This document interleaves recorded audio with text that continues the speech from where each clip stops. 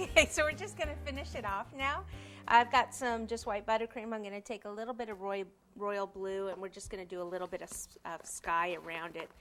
We could actually add, wonder if I have any purple.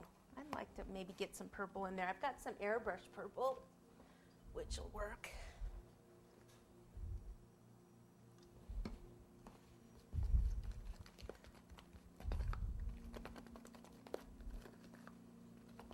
So I'll just go ahead and not completely mix it in and just start spreading this around the board. This is when I said I might want to take this the moon off.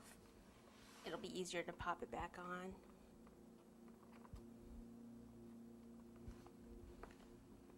A little bit more variation of color there, so might have mixed it in a little much. So all I'm going to do is probably take, this is good for clouds anyway, take some extra white and just kind of pop it on top.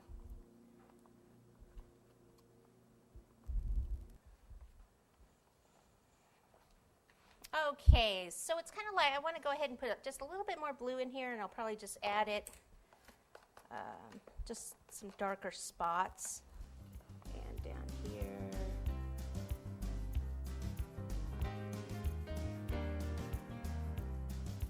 You could also do this part in white and then airbrush it if you had an airbrush. That's another option for you.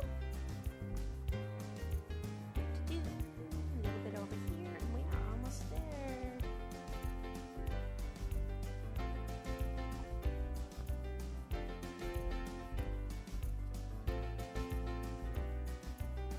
Okay, I guess I better get this moon back on there. You could also write, you know, Happy Halloween or Trick or Treat or whatever you wanted in a couple of these areas. And that's a cute, this is a great cake for a younger child's Halloween party. Not too scary. Not scary at all, actually. So have fun with this one, and happy Halloween.